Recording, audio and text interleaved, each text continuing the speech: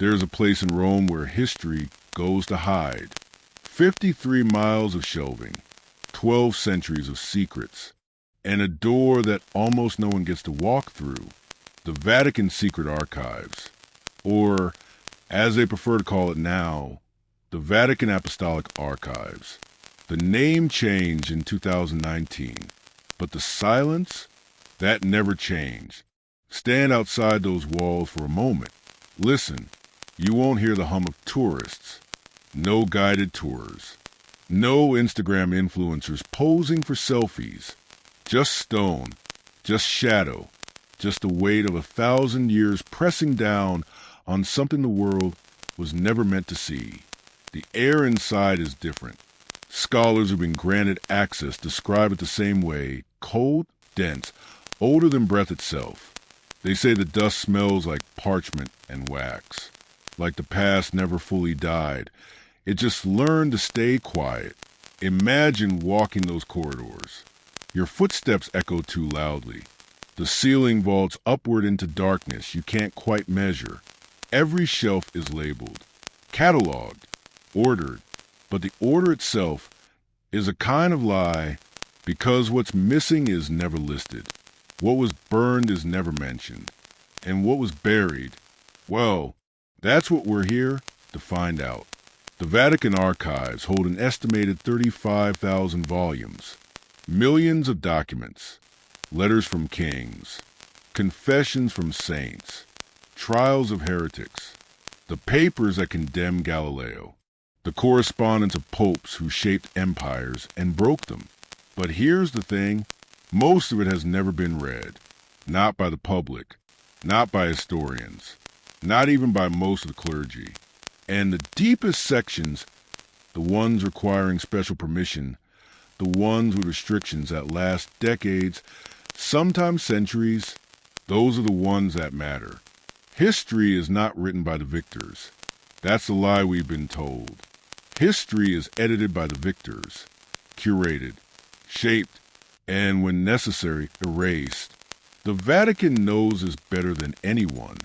For 2,000 years, it has been the keeper of narrative, the gatekeeper of truth, the institution that decides what the world gets to know and what it doesn't. They call it protection, preservation, sacred duty. But ask yourself, what kind of truth needs to be locked away for 100 years? What kind of knowledge is too dangerous for daylight? In 2020, Pope Francis opened a controversial section of the archives, documents related to Pope Pius XII, the Pope who reigned during World War II. The Pope accused of silence in the face of the Holocaust. For decades, those files were sealed, untouchable, defended. When they finally opened, historians flooded in.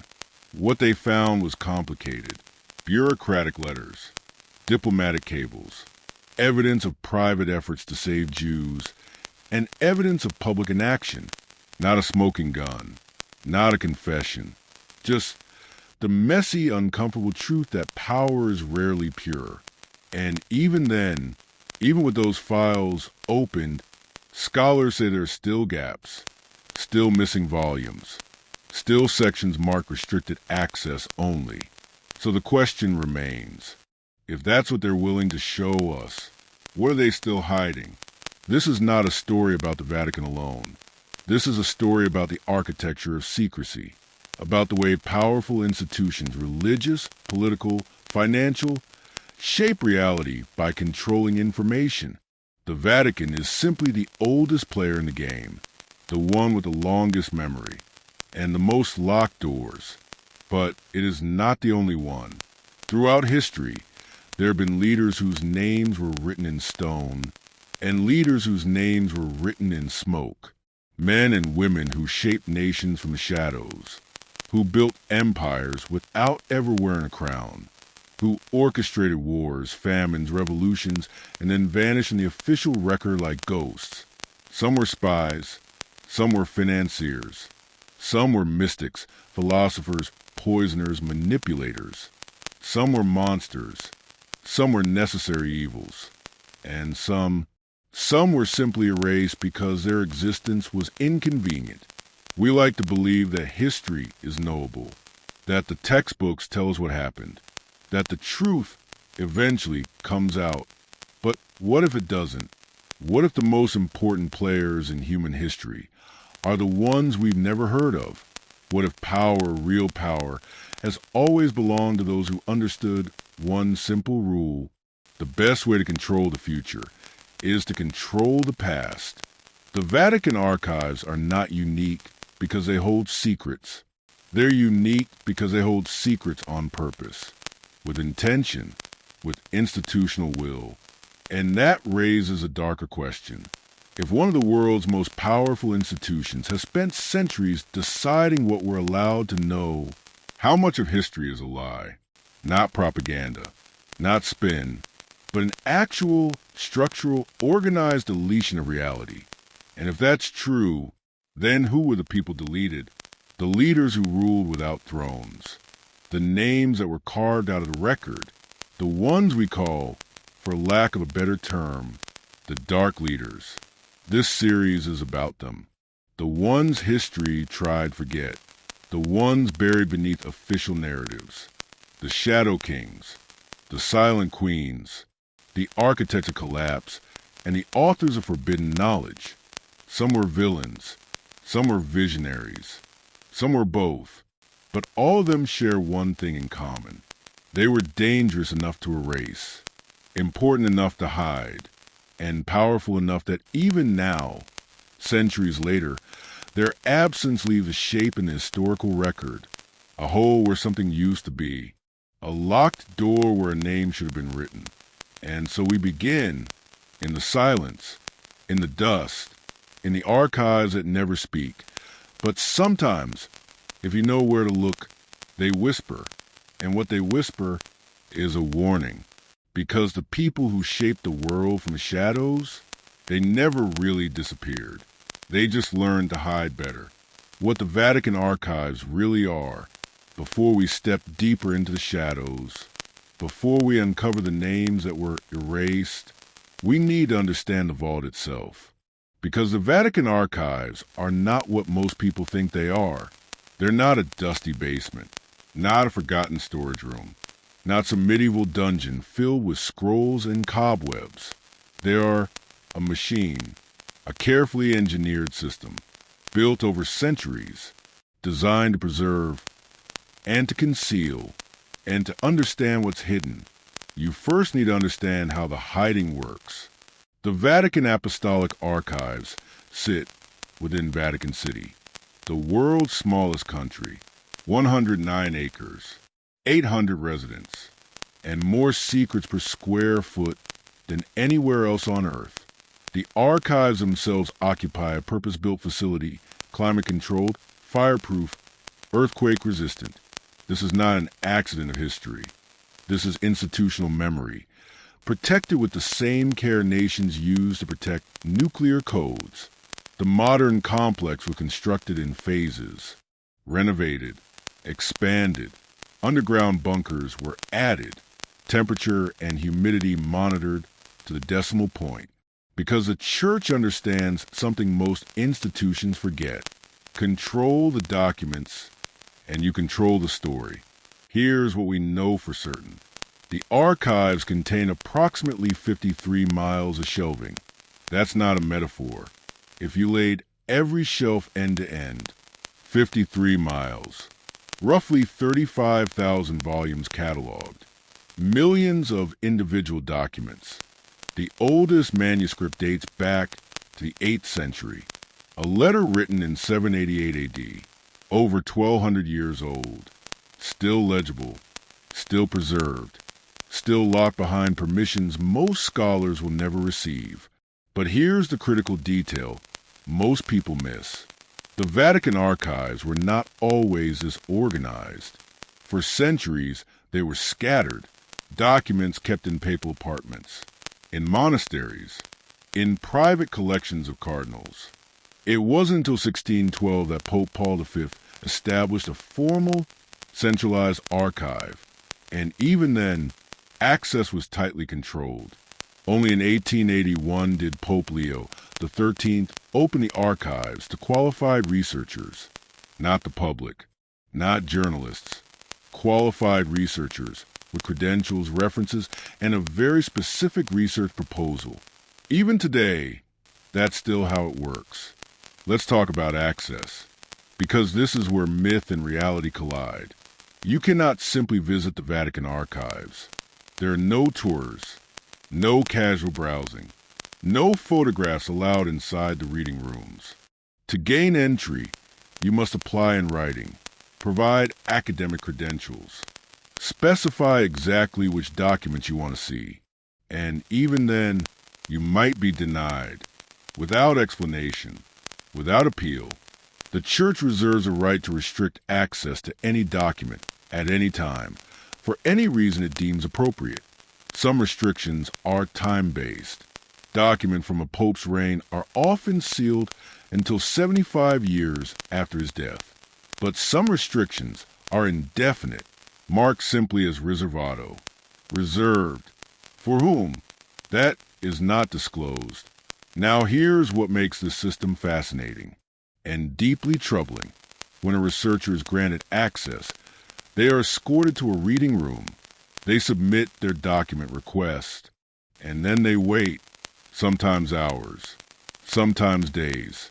Archivists retrieve the materials, if they choose to, if the document exists, if it hasn't been misfiled, misplaced, or moved to a restricted section without notification.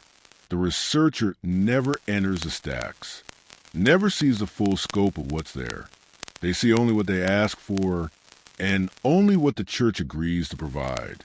This creates an enormous problem for historians.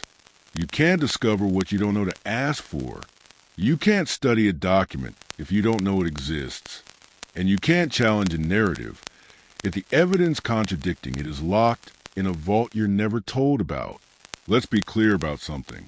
The Vatican is not unique in restricting archives. Governments do this. Intelligence agencies do this. Corporations do this. Every institution with power has information it doesn't want public. But the Vatican is unique in two ways. First, the scale. 2,000 years of institutional continuity. No other organization on earth has that. Empires have risen and fallen. Governments have collapsed. But the Catholic Church endures. And its memory endures with it. Second, the justification. When a government classifies documents, it cites national security. When a corporation hides records, it cites competitive advantage. But when the Church restricts access, it cites sanctity, divine authority, the protection of souls. And that is much harder to argue against. Because how do you challenge the will of God? Here's a case that illustrates the problem perfectly. In the 1990s, a French historian named Annie Lecouris requested documents related to the Vatican's financial dealings during World War II, specifically connections between the Vatican Bank and Nazi gold. Her requests were denied, repeatedly, for years. When portions of the Pius XII archives opened in 2020, some of those documents finally surfaced. They showed complex financial networks, Swiss bank accounts, transfers of assets, nothing definitively criminal, but nothing entirely innocent either. Just the murky reality of an institution trying to survive a war by dealing with all sides. But here's the key point. Those documents existed all along. Historians suspected they existed. But without access, suspicion is not proof. And without proof, the official narrative stands. The Church maintained its innocence, not because it was innocent, but because it controlled the evidence. Now multiply that example by 1,000 years. Think about every controversial moment in Church history. The Crusades, the Inquisition, the sale of indulgences, the persecution of scientists, the suppression of indigenous cultures during colonization, the handling of abuse scandals. For every one of these, there are documents, letters, orders, financial records, internal debates, and for many of them, those documents remain sealed. Not forever, perhaps, but long enough that the people who need to be held accountable are dead. Long enough that the institutions that enabled harm have reformed, rebranded, or simply outlasted public memory. This is not a conspiracy theory. This is institutional practice. Standard operating procedure. The archives are not designed to hide the truth. They're designed to manage the truth, to release it slowly, strategically, when it no longer poses a threat. When the statutes of limitations have expired, legally, morally, politically, and in that management, in that careful curation of what the world gets to know, and when entire lives disappear, entire movements get erased, entire leaders, the ones who shaped policy, influenced popes, commanded armies, brokered treaties, vanished from history, not because they weren't important, but because their importance was inconvenient. So here's what the Vatican Archives really are. They are a monument to power, not spiritual power, institutional power, the power to decide what is remembered, what is forgotten, and what is buried so deep that even asking about it feels like trespassing on sacred ground. But we're going to trespass anyway, because somewhere in those 53 miles of shelving, somewhere in those sealed bunkers and restricted sections, are the names of the leaders who ruled from the shadows, the ones who shaped our world, and then disappeared from it. The church knows who they were. The archives remember. And now, so will we. Power, memory, and control. The church knows who they were. The archives remember. But why would anyone want to be forgotten? Why would a leader, someone who commanded armies, shaped empires, influenced millions, choose to vanish from history? Or worse, why would someone else choose to erase them? To understand that we need to talk about the relationship between power and memory, because they are not separate things. They never have been. Memory is power, and power decides what we remember. Think about how history is taught. In schools, in textbooks, in documentaries. We learn about kings and queens, presidents and generals, the faces on currency, the names on monuments. We're taught that these are the people who mattered, the decision makers, the architects of our world. But here's the uncomfortable truth. Most of those figures were visible because they were allowed to be visible, because visibility served a purpose. A king needed to be seen to inspire loyalty, to legitimize authority, to embody the state. A general needed to be remembered, to rally troops, to justify wars, to claim glory. But the people who actually held power, the advisors, the financiers, the strategists, the ones who whispered in the king's ear, who funded the general's army, who drafted the treaties and designed the betrayals, they didn't need visibility. In fact, visibility was dangerous. This is not speculation. This is how power has always worked. In ancient Rome, emperors were assassinated, but their advisors, the prefects, the handlers, often survived. They simply attached themselves to the next emperor. In medieval Europe, kings rose and fell, but the church endured. And within the church, certain cardinals, certain bishops moved through decades of political chaos untouched. Not because they were lucky, because they were invisible. In Renaissance Italy, the Medici family is remembered, but the bankers who financed them, the merchants who supplied their wars, the intelligence networks that kept them in power, most of those names are gone. Let's talk about a specific example, one that illustrates this perfectly. In the 15th century, there was a man named Stefano Porcari, a Roman nobleman, educated, connected, ambitious. In 1453, He attempted to overthrow Pope Nicholas V. He wanted to restore the Roman Republic, to end papal rule, to reclaim Rome for the people. He gathered conspirators, planned an assault on the Vatican. The plot was discovered. Porcari was captured, executed, hanged from the battlements of Castel Sant'Angelo. His body left to rot as a warning. And here's the critical part. Within a generation, his name was nearly erased. Not because he failed. Plenty of failed rebels are remembered. But because he threatened the narrative. The idea that papal authority was divine, unquestionable, eternal. Porcari's rebellion suggested otherwise. So the church did what institutions do. They buried him, not just physically, but historically. His letters were destroyed. His supporters purged from records. His name mentioned only in warnings and then not at all. Today, most historians have never heard of Stefano Porcari. He exists only in fragments, footnotes, obscure academic papers, a ghost in the machinery of history.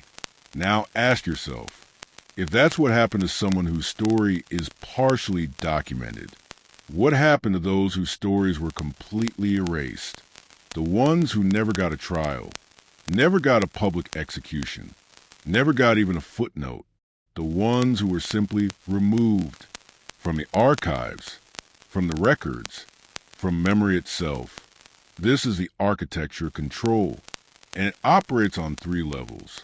First, physical erasure, burning documents, destroying letters, chiseling names off monuments.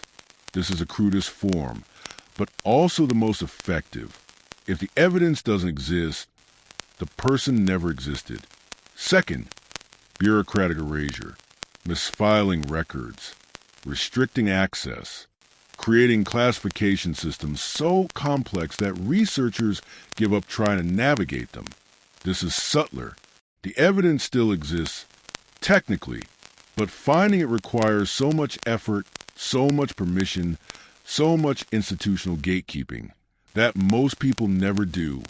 Third, narrative erasure, telling a version of history that simply omits certain people, not because they weren't there, but because including them complicates the story. This is the most insidious form, because it doesn't look like censorship. It looks like editing, like deciding what's important, like choosing which details matter. And over time, over generations, the edited version becomes the truth. The Vatican mastered all 3 levels.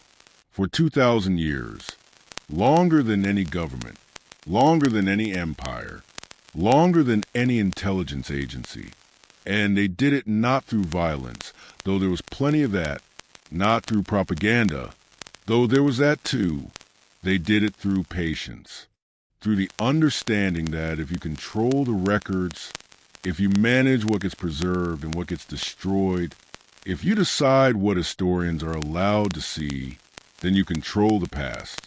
And if you control the past, you shape the future. So why erase a leader? Why remove someone from history? There are many reasons. Sometimes it's punishment. A leader who betrayed the church, who challenged authority, who had to be made an example of, not just killed, but unmade. Sometimes it's protection. A leader whose actions were so brutal, so controversial, so morally indefensible, that even acknowledging their existence would damage the institution. Better pretend they never were. Sometimes it's politics. A leader who served a purpose, and then became a liability, whose methods were useful in their time, but embarrassing in hindsight, whose legacy threatened current alliances. And sometimes it's simply power, the quiet understanding that the most dangerous people are the ones no one sees coming, the advisors who manipulate from the shadows, the financiers who control resources without holding office, the ideologists who shape belief systems without ever giving a sermon. These people don't want statues. They don't want biographies. They want to work. And when their work is done, they want to disappear. History is not a record of what happened. It's a record of what someone decided was worth remembering. And the Vatican, more than any institution on earth, has had the time, the resources, and the authority to make those decisions. For every pope whose reign is documented, there were a dozen advisors whose influence shaped that reign. For every saint whose life is celebrated, there were power brokers who decided which miracles would be recognized and which would be buried. For every war blessed by the Church, there were strategists, financiers, and shadow diplomats who orchestrated the outcomes. Some of those names survive, most do not, and the ones that don't, the ones that were carefully, deliberately erased, those are the ones we're looking for. Because here's what the archives won't tell you. Here's what the history books leave out. Power doesn't always sit on a throne. Authority doesn't always wear a crown. And the most dangerous leaders in history were often the ones whose names you were never supposed to know. They ruled from the margins. They shaped the world from the footnotes. And when they were done, they vanished, not into death, into silence, into the locked vaults and sealed records and restricted sections of the Vatican Archives, where their stories wait, buried, but not gone, not yet. The problem of uncomfortable leaders, where their stories wait, buried, but not gone, not yet, because absence leaves traces, and if you know how to read those traces, you begin to see the shape of what was removed, the outline of who was erased, and sometimes you discover that the most dangerous people in history weren't dangerous because they were evil. They were dangerous because they were inconvenient. Let's establish something clearly. When we talk about dark leaders, we're not talking about villains, not monsters, not the Hitlers and Stalins of history. Those figures are well documented, obsessively studied, their crimes cataloged in exhaustive detail. No, the leaders we're searching for are different. They're the ones who challenged power and lost, the ones who threatened the narrative and were silenced, the ones whose existence created problems that erasure could solve. They were uncomfortable, and uncomfortable truths are the first to be buried. Think about how institutions protect themselves. Any institution, a government, a corporation, a church. When someone inside that institution, someone with authority, with influence, with knowledge, becomes a liability, the institution has options. They can discredit the person. They can marginalize them. They can buy their silence. But sometimes, none of that is enough. Sometimes a person's very existence, their ideas, their followers, their influence, poses such a fundamental threat that the only solution is removal, not just from power, from history, complete erasure. And the Vatican, with its centuries of practice, became exceptionally good at this. Let's look at a pattern. Throughout church history, there were leaders, bishops, cardinals, theologians, mystics, who gained significant followings, who developed ideas that resonated with the faithful, who challenged doctrines that seemed unjust or outdated. Many of them were brilliant. Many were deeply spiritual. Many genuinely believed they were serving God, but they had one fatal flaw. They questioned authority. Not all authority, just papal authority, or the authority of church councils, or the authority of established dogma. And that was unforgivable. Take the example of someone we do know about, Jan Hus, a Czech priest and reformer in the early 15th century. He preached in the vernacular, so common people could understand. He criticized the sale of indulgences. He argued that the Bible, not the Pope, was the ultimate authority. He gathered thousands of followers. In 1415, he was summoned to the Council of Constance, promised safe conduct, guaranteed protection. He went willingly, believing in dialogue, believing in reform, believing the church would listen. Instead, he was arrested, tried for heresy, convicted, and burned at the stake. his ashes thrown into the Rhine River, so no relics could be collected, so no shrine could be built, so his followers would have nothing physical to rally around. But here's the thing. We know about Jan Hus. His story survived. His idea sparked the Hussite Wars. His influence reached Martin Luther a century later. He became a martyr, a symbol, a name that endures. The church tried to erase him and failed. But what about the ones who didn't fail to be erased? The reformers who were stopped before they could gather followers. The theologians whose writings were burned before they could be copied. The bishops who were quietly removed, not dramatically executed, but simply disappeared, reassigned to remote monasteries, stripped of their titles, their correspondence destroyed, their names removed from records. No trial, no spectacle, no martyrdom, just silence. This is the problem of uncomfortable leaders. They don't have to be heretics. They don't have to be rebels.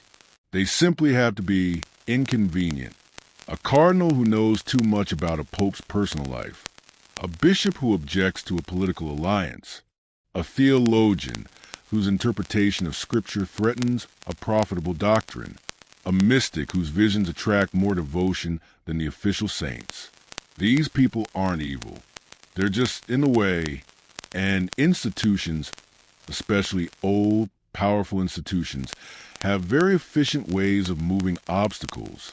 Let's talk about what makes someone uncomfortable enough to erase. First, intellectual independence. Leaders who think for themselves, who develop their own interpretations, who refuse to simply repeat approved doctrine.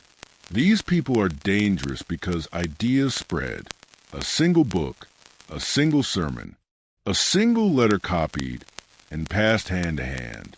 And suddenly, the institution no longer controls the narrative. Second, moral authority. Leaders who live what they preach, who embody the values the institution claims to represent, who show, through their actions, that the institution itself has strayed. These people are dangerous because they're walking contradictions. They make the institution look corrupt by comparison. Third, popular support. Leaders who connect with ordinary people, who speak to their suffering, who offer hope outside official channels. These people are dangerous because loyalty is supposed to flow upward, to the church, to the Pope, not to some charismatic individual who might lead believers in a different direction. And fourth, inconvenient knowledge.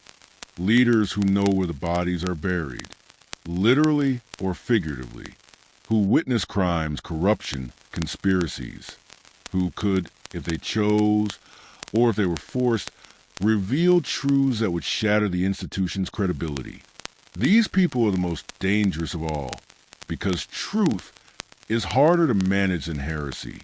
Now here's where it gets complicated, because not every uncomfortable leader was good. Some were ambitious. Some were corrupt. Some used their knowledge as leverage to gain power, wealth, protection. Some deserve to be removed. But here's the critical question. Who decides? Who determines which leaders were genuinely dangerous and which were simply inconvenient? The institution that erased them? That's like asking the defendant to serve as judge. And yet, that's exactly what happened.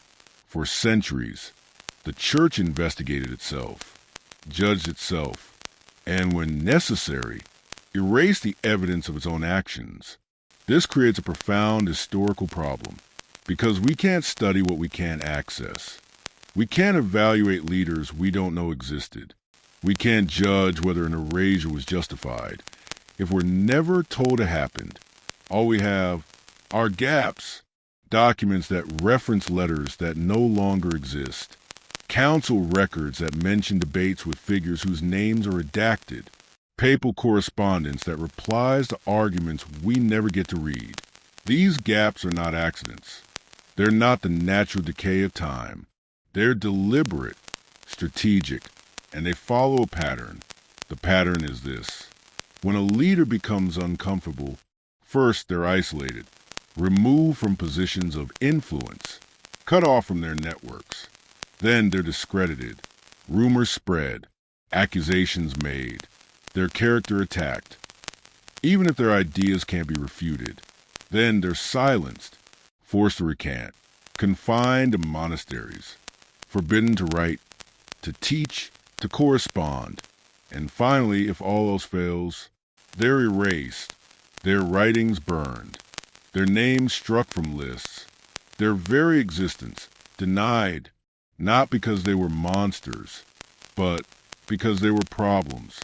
And the easiest way to solve a problem is to make it disappear. This is not ancient history. This is pattern that persists. Even today, institutions protect themselves this way. Governments classify whistleblowers. Corporations bury internal critics with NDAs. Organizations rewrite their histories to omit inconvenient truths. The methods are more sophisticated now, the language more bureaucratic, but the principle remains the same. Control the narrative, control memory, and if someone threatens that control, remove them. So when we search for the dark leaders, we're not looking for the worst people in history. We're looking for the most inconvenient, the ones whose ideas, whose knowledge, whose influence made them too dangerous to remember, the reformers who were stopped too early, the mystics who saw too clearly, the cardinals who knew too much, the theologians who asked the wrong questions. They're not in the textbooks. They're not in the official histories. But they're there, in the gaps, in the redactions, in the documents that reference names we're no longer supposed to know. And if we read carefully, if we pay attention to what's missing, we can begin to see them, the uncomfortable leaders, the ones who were erased because their existence was a problem that power couldn't solve any other way. Early Christianity and the battle for authority, the ones who were erased because their existence was a problem that power couldn't solve any other way. But to understand how erasure became standard practice, we need to go back to the beginning, to a time when Christianity itself was still being invented, when there was no Vatican, no centralized authority, no official doctrine, just competing visions, competing leaders, and a brutal fight to determine which version of the faith would survive. The year is 100 AD. Jesus has been dead for roughly 70 years. The apostles, the ones who actually knew him, are mostly gone. Peter, crucified in Rome. Paul, beheaded under Nero. James, stoned in Jerusalem. The generation that could say, I was there, has passed, and what remains is chaos. Here's what most people don't understand about early Christianity. It wasn't one thing. It was dozens of things. Hundreds of communities, scattered across the Roman Empire, each with their own teachers, their own texts, their own understanding of who Jesus was and what he taught. In Rome, Christians met in secret. In catacombs, fearing persecution. In Alexandria, they debated philosophy, merging Greek thought with Hebrew tradition. In Syria, they preserved Aramaic teachings, the language Jesus actually spoke. In Gaul, in North Africa, in Asia Minor, different communities, different practices, different beliefs. Some believed Jesus was fully divine. Some believed he was fully human. Some believed he was both. Some believed he was neither, but a spiritual force that appeared human. Some communities had bishops. Some had councils of elders. Some followed charismatic prophets who claimed direct revelation. And here's the critical point. For the first 3 centuries, no one had the authority to say which version was correct. This wasn't a problem at first. Christianity was a persecuted minority. Survival mattered more than uniformity. But as the movement grew, as it spread across continents, as it began attracting educated converts, wealthy patrons, and political attention, the lack of unity became dangerous. because a fractured movement is easy to destroy, easy to manipulate, easy to control. And the leaders who understood this, the bishops in major cities, Rome, Alexandria, Antioch, Constantinople, they began pushing for consolidation. One faith, one doctrine, one hierarchy. But consolidation requires elimination of competing texts, of alternative teachings, and of leaders whose influence threatened the emerging order. Let's talk about the Council of Nicaea. 325 AD. Emperor Constantine has converted to Christianity, or claimed to. The details are murky, but what's clear is that he needed Christianity unified. A fractured religion couldn't serve as a glue for a crumbling empire, so he called a council, brought together bishops from across the known world, and told them to settle their disputes, agree on doctrine, create a creed, make Christianity manageable. The council produced the Nicene Creed, a statement of belief that's still recited today. But here's what history often glosses over. The council didn't just define orthodoxy, it defined heresy, and in doing so, it erased entire branches of Christianity. Take Arianism, named after Arius, a presbyter from Alexandria. He taught that Jesus was divine, but created by God the Father, not co-eternal, not of the same substance. This might seem like a technical distinction, but it had massive implications. If Jesus was created, then he wasn't fully God. And if he wasn't fully God, then the entire theology of salvation needed rethinking. Arius had followers, bishops who agreed with him, churches that taught his interpretation. At Nicaea, his position was condemned, declared heresy. Arius himself was exiled, his writings ordered burned, his followers pressured to recant or face excommunication. But here's the thing. Arianism didn't die. It persisted for centuries, spread among Gothic tribes, influenced entire kingdoms. It took generations of political maneuvering, military pressure, and theological warfare to finally suppress it. And even then, the suppression was never complete. Just thorough enough that today, most people have never heard of Arius. But Arius, we know about. His name appears in council records, in letters from his opponents, in the histories written by the victors. He's documented, condemned, yes, erased from doctrine, yes, but not entirely erased from history. Now ask yourself, if that's what happened to a leader whose movement was that influential, what happened to the smaller ones? The teachers whose ideas never reached the council, the bishops whose letters were burned before they could be copied, the mystics whose followers were scattered before they could organize, the leaders who were eliminated before they became threats worth documenting. Let's talk about the Gnostics, a loose collection of communities that emphasized direct, mystical knowledge of God.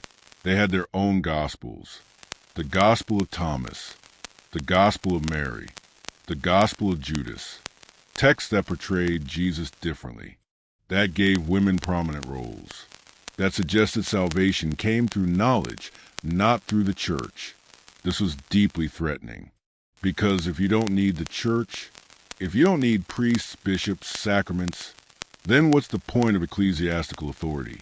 The early church fathers, Irenaeus, Tertullian, Epiphanius, wrote extensively against the Gnostics, called them heretics, deviants, corrupters of truth, and systematically, their texts were hunted down, burned, buried. For 16 centuries, Gnostic Christianity existed only in the writings of its enemies, until 1945, when a collection of Gnostic texts was discovered in Nag Hammadi, Egypt, buried in a jar, hidden, preserved by accident, and suddenly we could read what the Gnostics actually believed, not filtered through their opponents, but in their own words. And what we found was sophisticated theology, complex cosmology, deeply spiritual teachings, not the dangerous heresies described by the Church Fathers, but alternative interpretations, different paths to understanding the divine. So here's the question. If the Gnostic texts survived by accident, what texts didn't survive? What teachings were so thoroughly destroyed that we don't even know they existed? What leaders were so completely erased that we've lost even their names? The answer is, we don't know, and that's exactly the point. Successful erasure leaves no trace. The consolidation of Christian authority took centuries. It wasn't a single event. It was a continuous process. Councils were held. Creeds were written. Heresies were defined and condemned. Books were approved, and others were banned. The canon of Scripture was established, not by divine revelation, but by committee, by political negotiation, by bishops who decided which texts supported their authority and which didn't. And throughout this process, leaders disappeared. Some we know about: Arius, Pelagius, Nestorius. Their names survived as cautionary tales, as examples of what happens when you challenge orthodoxy. But for everyone we know, there were dozens we don't. Teachers whose names appear in one letter and then never again. Bishops who attended one council and are absent from the next. Mystics whose followers scattered. Reformers whose writings vanished. This is the foundation, the template. The early church learned that to build a unified institution, you need to eliminate alternatives, not just defeat them, erase them, remove them from memory, so that future generations don't even know there were other options, don't even realize that Christianity, as it exists today, is the product of countless eliminations, countless erasures, countless uncomfortable leaders whose visions of the faith were systematically destroyed. And the method worked. By the time the Roman Empire fell, Christianity had survived, not because it was the truest version of Jesus' teachings, but because it was the most organized, the most unified, the most willing to use power, political, social, ecclesiastical, to eliminate competition.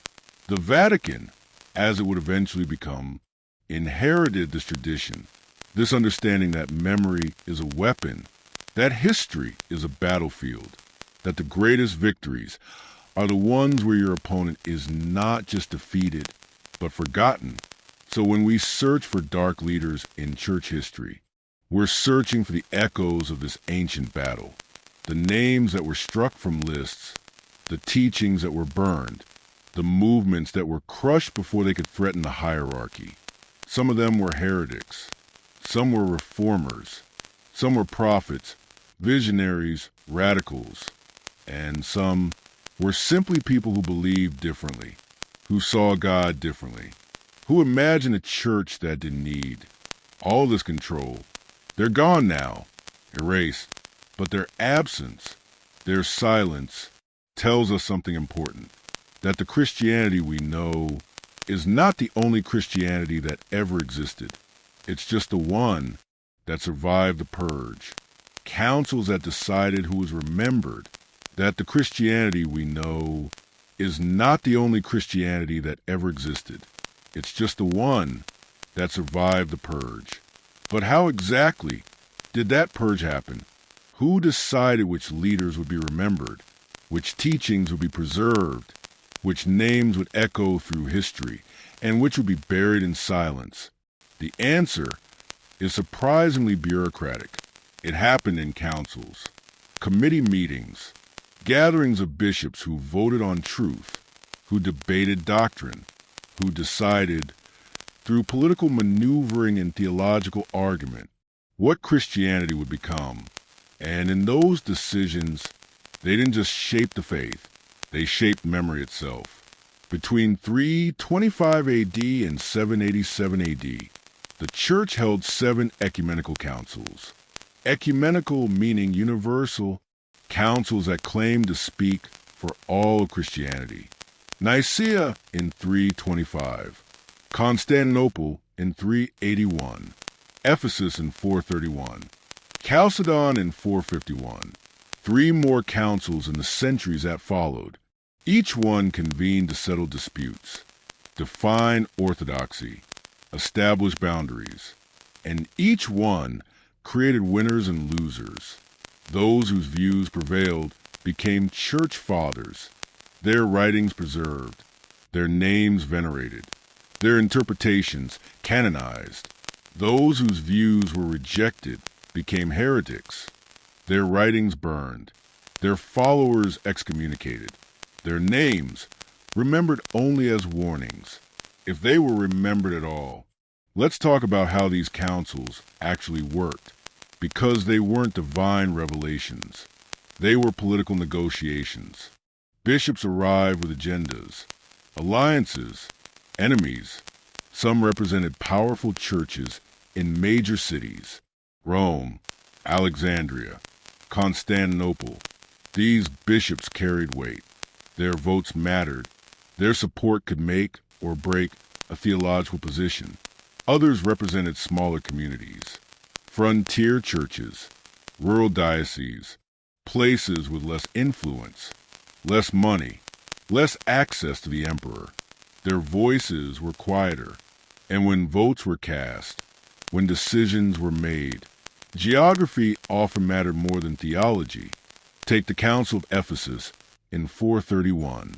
The debate centered on Nestorius, the Patriarch of Constantinople. He taught that Mary should be called Christotokos, Mother of Christ, not Theotokos, Mother of God, because, in his view, Mary gave birth to the human Jesus, not to God himself. This seems like hair-splitting, but it had profound implications. If Mary wasn't the Mother of God, then the nature of Christ's divinity was in question.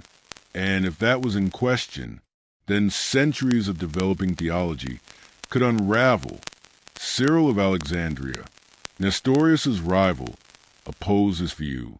He argued passionately for Theotokos. The council sided with Cyril. Nestorius was condemned, exiled to Egypt. His teachings declared heresy. But here's what's interesting. The vote wasn't unanimous. It wasn't even close at first. Cyril had to delay the proceedings, wait for his allies to arrive, block bishops who supported Nestorius from entering, use political leverage, imperial pressure. And when the vote finally happened, it passed, not because truth was obvious, but because Cyril outmaneuvered his opponent. Nestorius spent the rest of his life in exile, writing defenses that no one read, arguing positions that no one would hear. His followers, the Nestorian Church, continued in the East, in Persia, in India, in China even, for centuries. Millions of Christians who believed he was right, but in the official record, he's a heretic, a cautionary tale, a name used to define what Christians should not believe. And the detail that haunts historians is this: most of Nestorius' own writings were destroyed. What we know of his teachings comes mostly from his enemies, from Cyril's descriptions, from council condemnations. It wasn't until 1895 that a manuscript surfaced, the Bazaar of Heracleides. Nestorius' own account of his beliefs, written in exile, hidden for 14 centuries.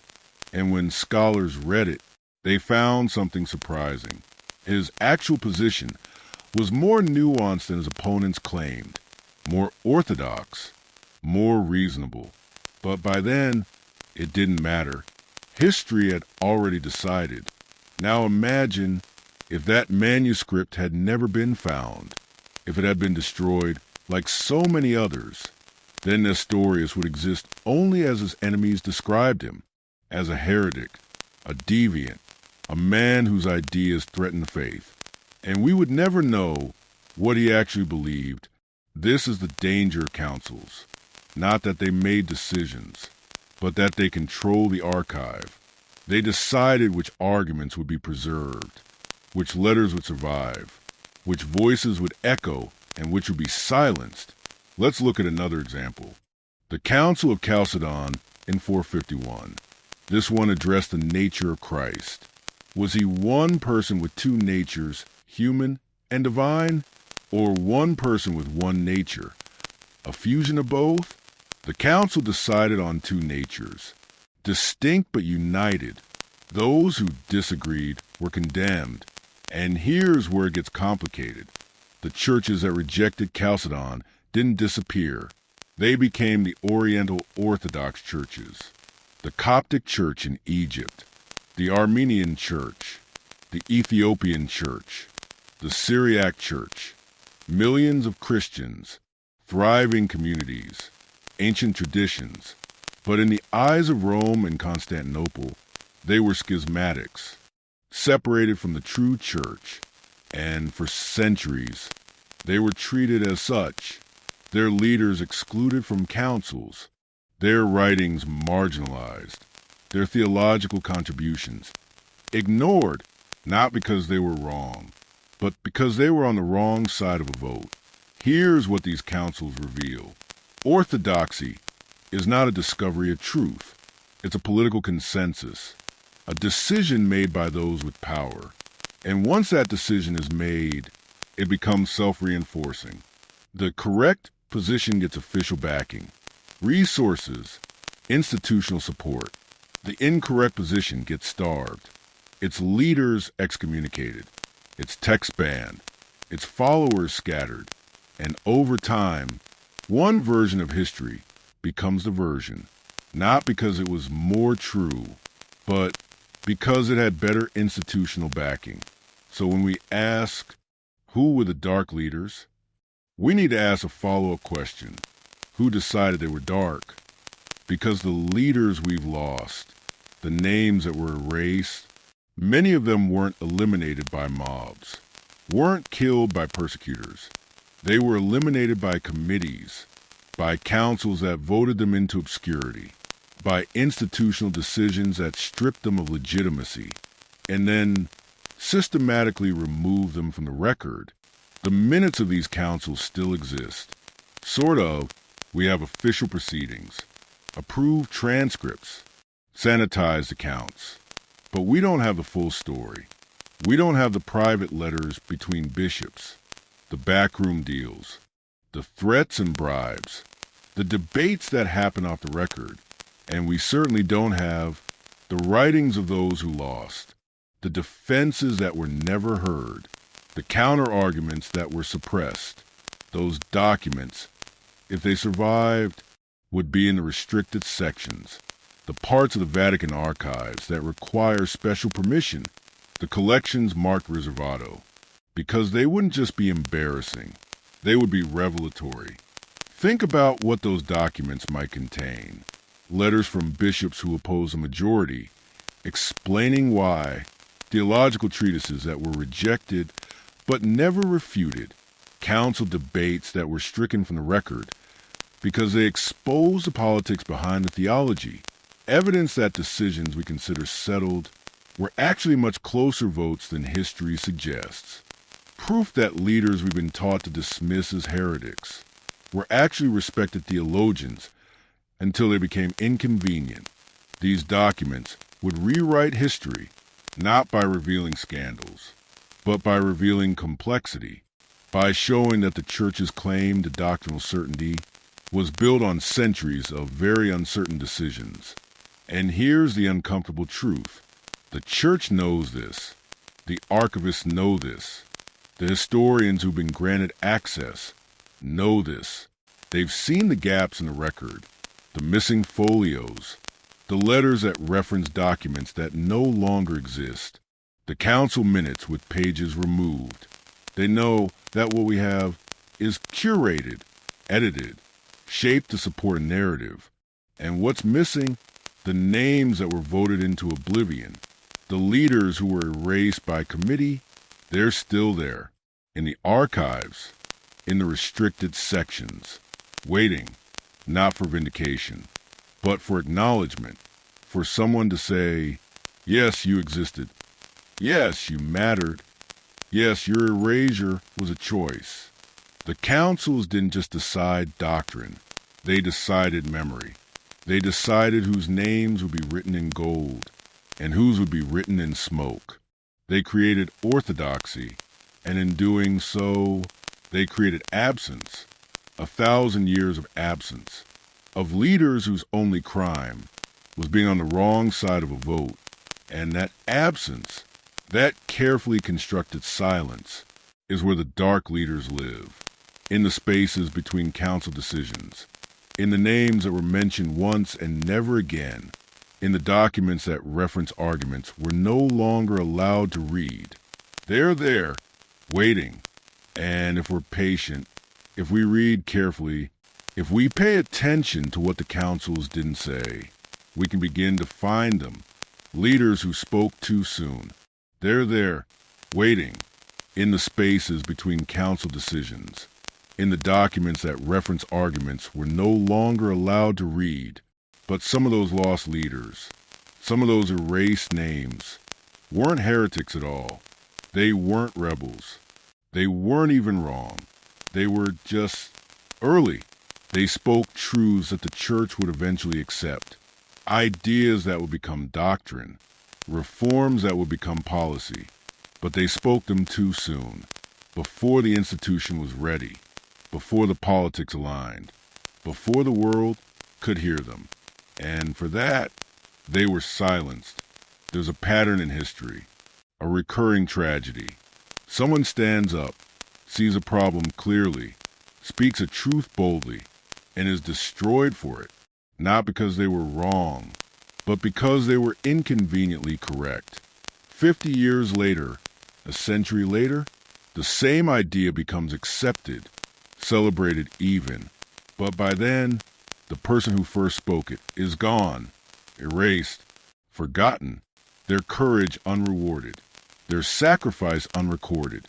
Let's talk about someone we almost lost, someone whose name survived, but barely. Girolamo Savonarola, a Dominican friar in Florence, late 15th century. He preached against corruption in the church, against the sale of indulgences, against the lavish wealth of the clergy, while the poor starved, against the bourgeois pope, Alexander VI, who had bought his way into the papacy, who had mistresses, illegitimate children, who used church wealth for personal gain. Savonarola called it out, publicly, fearlessly, and for a brief moment, he won. Florence rallied behind him, burned their vanities, rejected corruption, created what they called the Republic of Virtue. But it didn't last. The Pope excommunicated him. Political enemies turned on him. In 1498, he was arrested, tortured, forced to confess to false prophecy, and then executed, hanged in the public square, his body burned, his ashes thrown in the Arno River. So nothing would remain. Here's the thing about Savonarola. 20 years after his death, Martin Luther nailed his 95 Theses to a church door, saying essentially the same thing Savonarola had said. Indulgences are corrupt. The church needs reform. Scripture should be accessible to common people. Luther became the father of the Reformation, a name every schoolchild knows. But Savonarola, he's a footnote, a failed radical, a cautionary tale, not because his ideas were different from Luther's, but because his timing was wrong. He spoke too soon, before printing presses could spread his words, before political alliances could protect him, before the world was ready to listen. And so, he was erased. Not completely. We know his name. We know his story. But we don't have most of his writings. We don't have his personal letters. We don't have the sermons that moved Florence to rebellion. Those were confiscated, burned, lost, and what survives is filtered through his enemies, through the trial records, through the condemnations. Now ask yourself, if Savonarola, whose movement was public, whose execution was witnessed by thousands, can be partially erased. What happened to those who never got that far? The reformers who were stopped earlier, the preachers who were silenced before they could build a following, the theologians whose manuscripts were seized before they could be copied, the ones who spoke too soon and paid for it with complete obscurity. Let's talk about John Wycliffe, an English theologian in the 14th century. He argued that the Bible should be translated into English so common people could read it. He questioned transubstantiation, the idea that bread and wine literally become Christ's body and blood. He criticized the church's wealth, its political power, its distance from the teachings of Christ. He died in 1384 of natural causes, but the church didn't forget. In 1415, 31 years after his death, the Council of Constance condemned him as a heretic. They ordered his books burned, and in 1428, they exhumed his body, burned his bones, and threw the ashes in the river Swift. Even in death, he was too dangerous because his ideas had spread, influenced the Lollards, inspired Jan Hus, set the stage for the Reformation. But here's what's haunting. We have some of Wycliffe's writings. Not all, not even most. Many were destroyed, and the ones that survived did so because they were hidden, copied in secret, smuggled out of England, preserved by people who risked their lives to keep them. This is the fate of early truth-tellers. They don't get monuments. They get graves. Or worse, they get erased entirely. Because institutions, especially powerful old institutions, don't like being proven wrong. They don't like admitting that their critics had a point, that their policies were corrupt, that their doctrine was built on politics, not revelation. So when someone points that out before the institution is ready to change, the institution protects itself, not by proving the person wrong, but by making them disappear. Think about what this means. Every reform the church eventually embraced had advocates earlier. Every truth it eventually acknowledged had prophets who saw it first. Vernacular scripture? Someone argued for that centuries before it happened. Limits on papal authority? Someone wrote treatises on that were burned. An end to selling salvation? Someone preached against it and was silenced. These people existed. We know they did. Because history doesn't move in sudden leaps. Ideas develop, build, spread slowly, before they become movements. But the names of the first advocates, the ones who spoke when it was still dangerous, most of those names are lost. And here's where the Vatican Archives become critical. Because those writings, those early calls for reform, they didn't all burn. Some were confiscated, seized by church authorities, filed away, marked as heretical, restricted, but preserved. Because institutions are paranoid. They destroy public copies, but they keep private ones, just in case, to study the enemy, to know what arguments might resurface, to maintain control over dangerous knowledge. So somewhere in those 53 miles of shelving are the writings of reformers we've never heard of, theologians whose names don't appear in any textbook, preachers whose sermons moved thousands before they were arrested, scholars whose manuscripts were too dangerous to allow into circulation. They're there, cataloged, preserved, locked away, not because they were wrong, but because they were right too early. This is perhaps the cruelest form of erasure, to be vindicated by history, but to receive no credit, to have your ideas become mainstream, without anyone knowing you fought for them first, to die in obscurity, while later generations celebrate others for courage you demonstrated decades earlier. Savonarola spoke against corruption. Luther got the credit. Wycliffe argued for vernacular scripture. Others implemented it. And countless names we'll never know advocated for reforms. That eventually happened, Without them, the church learned this lesson well. If you suppress an idea completely, it becomes a rallying cry, a symbol of resistance. But if you suppress the person while quietly adopting their idea later, you look like the reformer. You get the credit for progress, while the actual pioneer becomes a ghost, a name struck from records, a manuscript sealed in a vault, a leader who spoke too soon and paid for it with oblivion.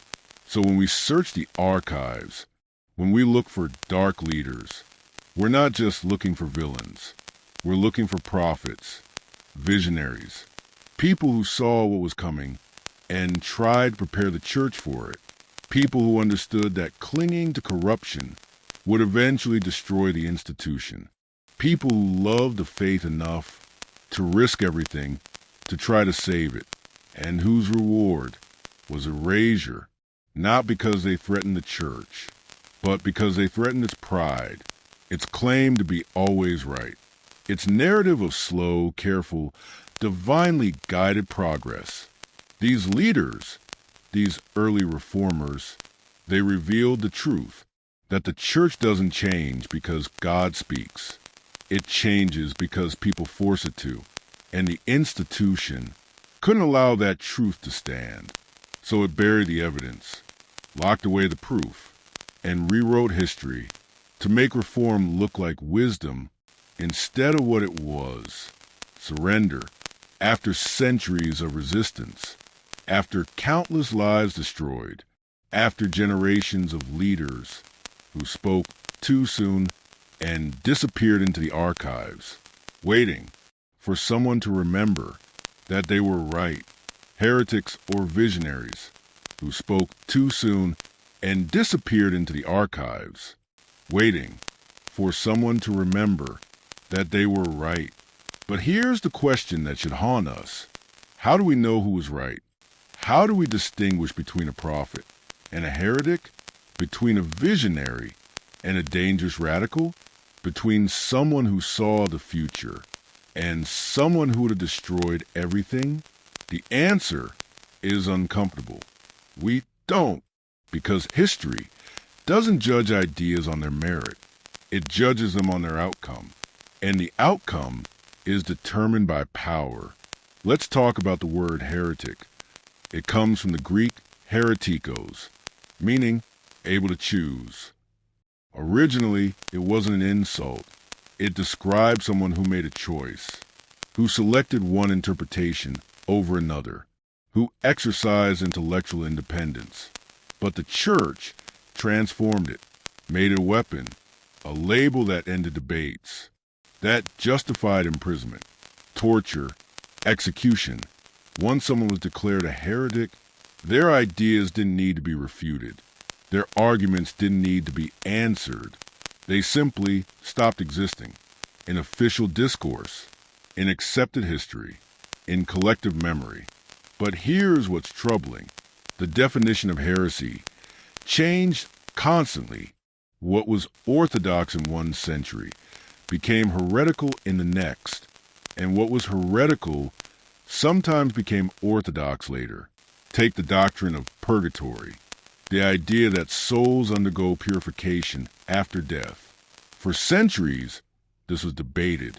Some theologians accepted it, others rejected it.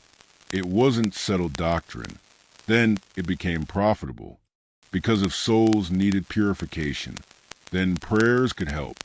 And if prayers helped, then the church could sell indulgences, pay money, reduce time in purgatory, for yourself, for your loved ones. Suddenly, purgatory wasn't just theology, it was revenue. And anyone who questioned it wasn't just wrong, they were heretics.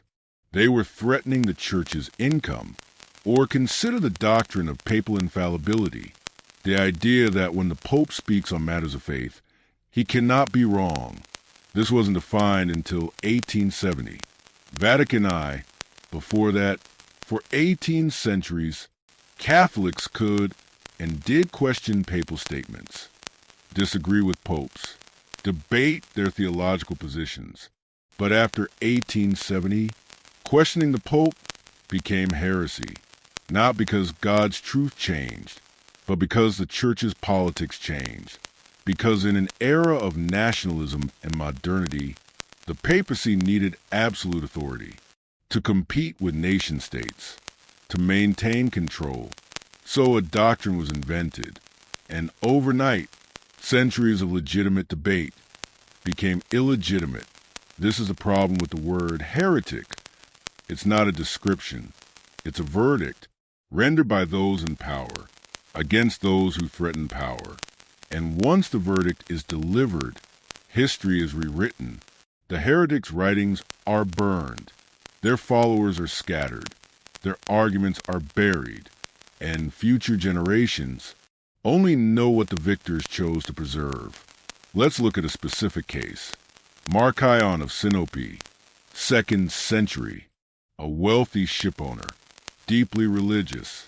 He developed a theology that troubled the early church. He argued that the God of the Old Testament and the God revealed by Jesus were different, that the Old Testament God was vengeful, wrathful, concerned with law, while Jesus revealed a God of pure love and mercy.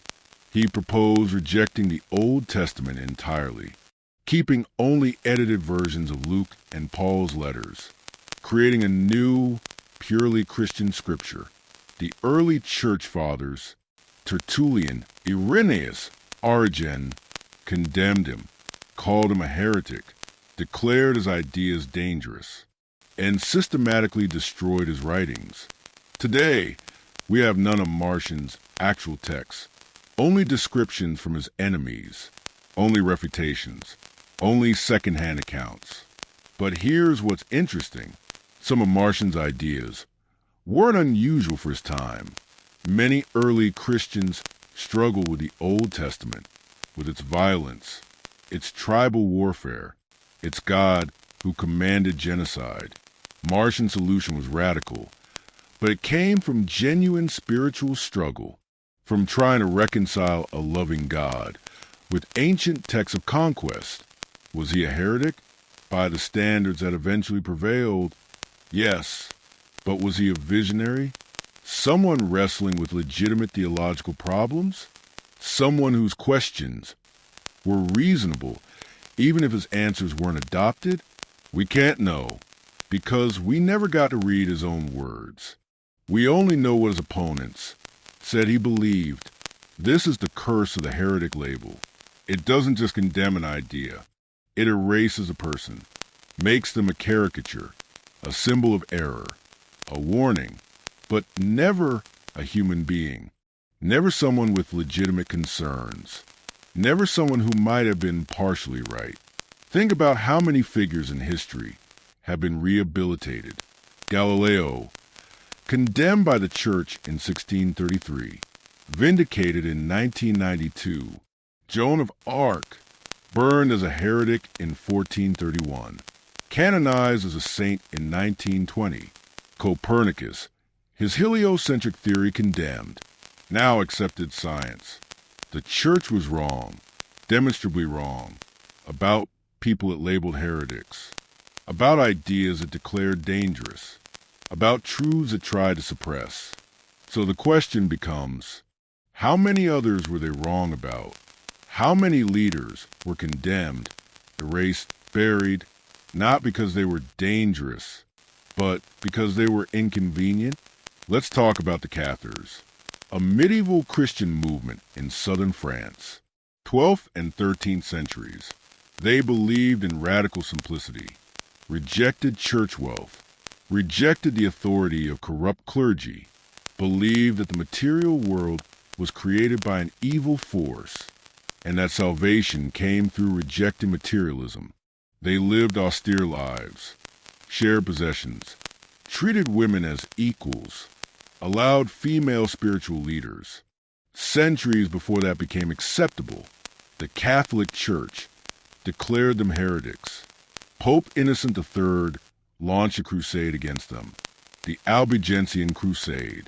20 years of warfare, entire cities destroyed, massacres, genocide. In Béziers, when the Crusaders couldn't tell Catholics from Cathars, a papal legate famously said, "Kill them all. God will know his own." 20,000 people died. The Cathar movement was annihilated, their texts burned, their leaders executed, their followers forced to convert or die. Were the Cathars heretics? By Catholic doctrine, yes. They rejected core beliefs. The sacraments, the priesthood, the authority of Rome. But were they dangerous? Or were they just different? Another way of being Christian, another interpretation, another path to the divine, a path that threatened the church's monopoly, its wealth, its power.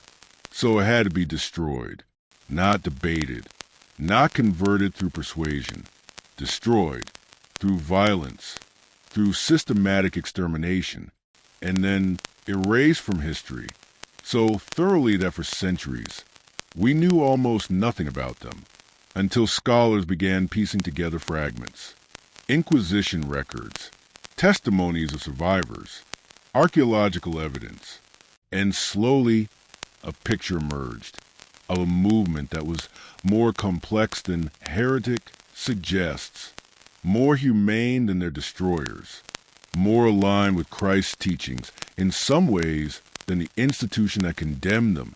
This is why the label matters. Because heretic stops thought. It ends curiosity. It says, these people were wrong, dangerous, other. Don't read their writings. Don't consider their arguments. Don't question why they believe what they believed. Just accept the verdict. Trust the institution. Move on. But what if we don't? What if we ask, who benefited from calling them heretics? Who gained power from their erasure? Who decided that their questions were too dangerous to allow? The answer is always the same. The institution, the hierarchy, the people who had the most to lose from alternative interpretations, from competing authorities, from ideas that empowered individuals, instead of centralizing control.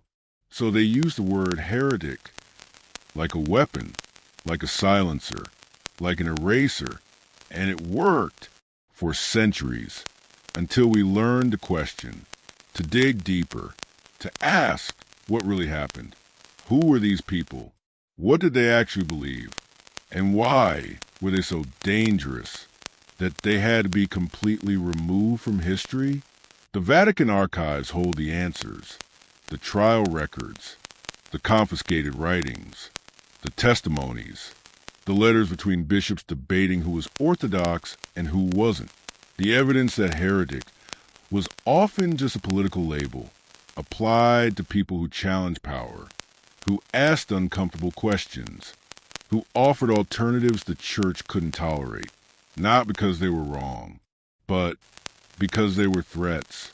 And the greatest threat of all was memory, the possibility that future generations might read their words, understand their arguments, and realize that the heretics might have been the visionaries, and the institution that condemned them might have been the ones standing in the way of truth. So when we search for dark leaders, we're searching for the people who were called heretics, but might have been prophets, who were called dangerous, but might have been courageous, who were called wrong, but might have been just early, just inconvenient, just too honest for their time, and whose erasure says more about the institution than it does about them, the role of political power, who were called wrong, but might have been just early, just inconvenient, just too honest for their time. But here's what we need to understand. The church didn't operate in isolation. It wasn't just theologians debating doctrine in quiet rooms. It was entangled with empires, with kings, with dynasties, with wars, treaties, alliances, and in that entanglement, religious authority and political power became inseparable, which means when we talk about leaders being erased from history, we're not just talking about heretics. We're talking about political liabilities, people who knew too much, who threatened alliances, who stood in the way of empires. Let's establish a fundamental truth. For most of European history, the Vatican was not just a religious institution. It was a political power. The Pope wasn't just a spiritual leader. He was a monarch. He ruled territory, commanded armies, negotiated treaties, declared wars. The Papal States stretched across central Italy, from Rome to Ravenna, millions of subjects, taxes collected, laws enforced, and like any state, the Vatican had enemies, rivals, competing interests, and secrets worth protecting.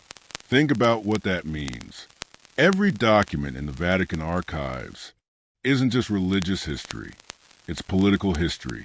Letters between popes and emperors, negotiations over territory, bribes, threats, alliances, deals made in private that shaped public events. And when those deals went wrong, when alliances collapsed, when betrayals were exposed, the evidence had to be managed, some of it destroyed, some of it sealed, and some of it rewritten with inconvenient names removed. Let's look at a specific example, the investiture controversy.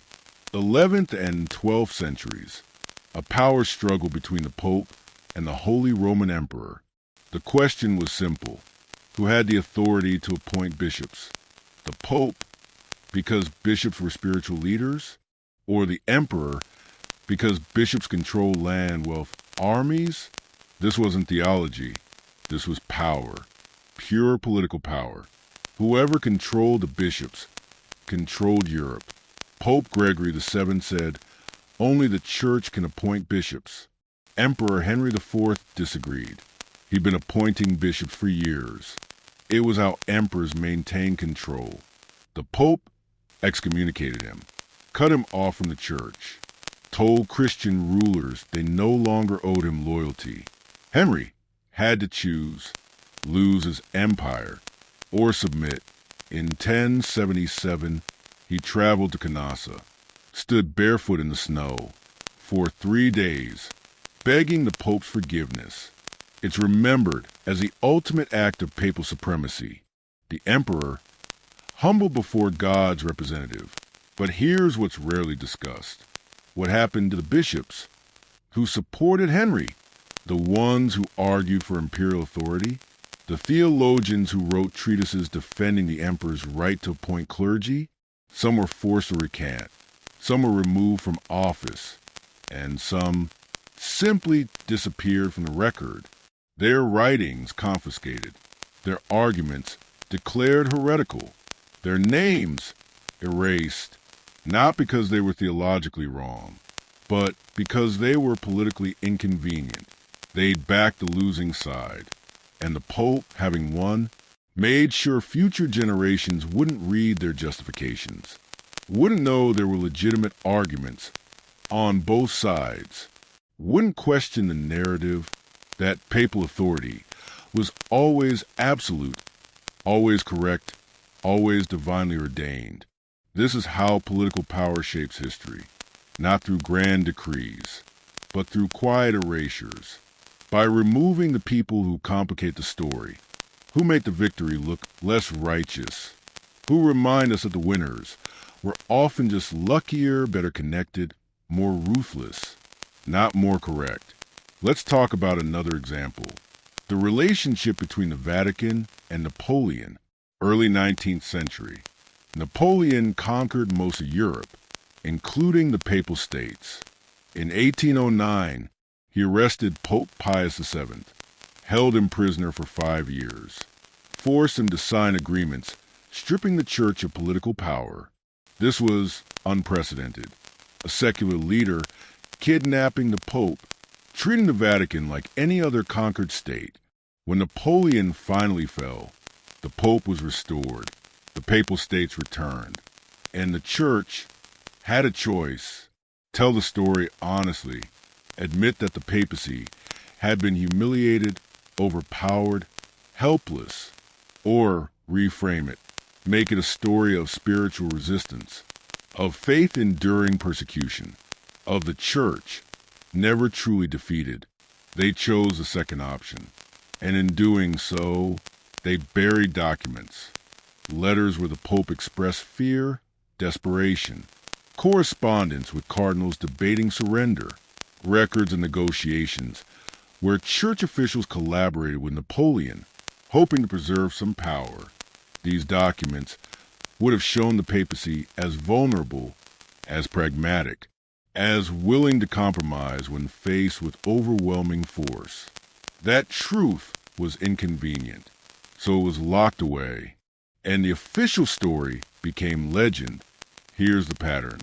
Every time the church's political power was threatened, every time it lost a conflict, every time it was forced to compromise, retreat, or surrender, the archive was managed, documents sealed, narratives adjusted, and the people who witnessed the truth, the cardinals who negotiated in secret, the bishops who counseled surrender, the theologians who justified compromise, they became problematic, their honesty a liability, so their names were minimized, their writings restricted, their role in history diminished, until they became footnotes, or less than footnotes, ghosts in the margins, leaders who existed, but barely. Now expand this beyond the Vatican, because the Church wasn't the only institution managing its archives. Every monarchy did this. Every empire, every government. Court records edited to remove embarrassing alliances.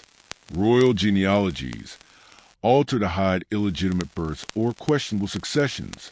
Military histories rewritten to erase defeats, cowardice, atrocities.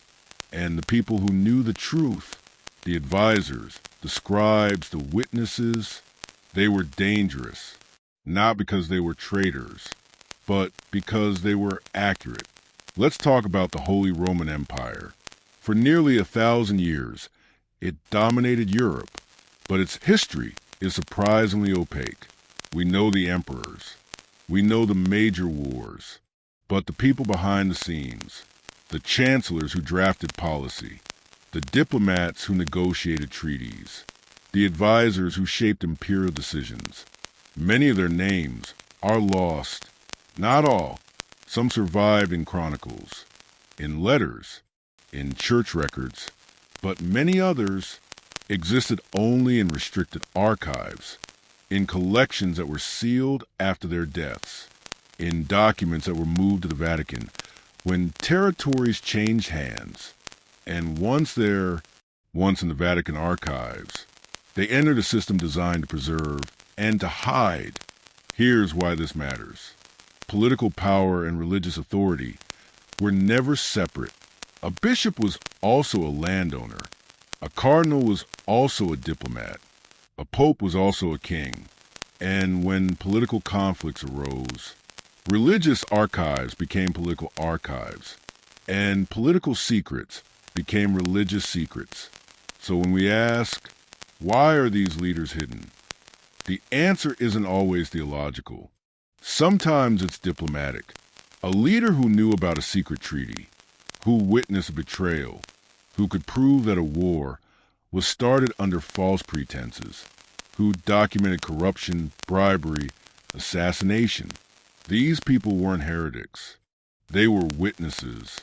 And witnesses are dangerous, especially when the institutions they witnessed still exist, still hold power, still prefer that certain truths remain buried. Let's be specific about motive. Why would the Vatican, in 2024, still restrict access to 500-year-old documents? What threat could a medieval bishop possibly pose? The answer is legitimacy. The Church's authority rests on its claim to continuous, divinely guided leadership, an unbroken chain from Peter to the present Pope.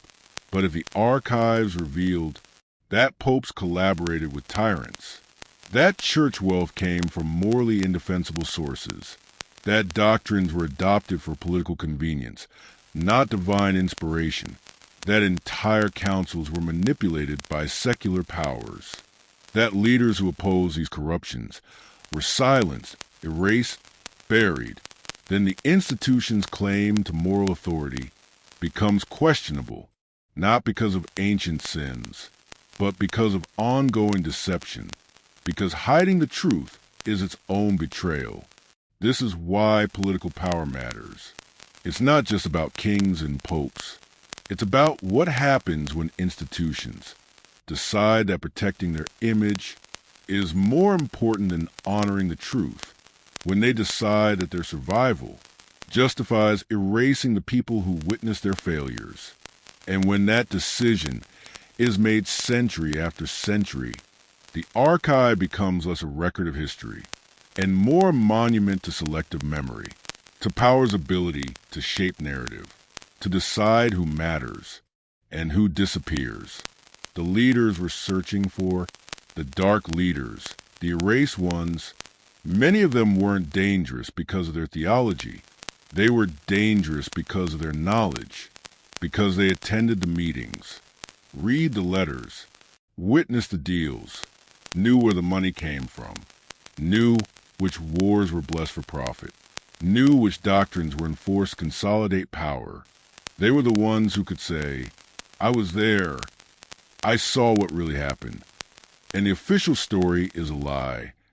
Those people had to be silenced, not just in their time, but for all time, because as long as the institutions endure, their testimony remains a threat, and so the archives hold them, the political witnesses, the honest advisors, the cardinals who objected to alliances with tyrants, the bishops who protested when land was seized, the theologians who documented corruption, not in vague terms, but with names, dates, amounts.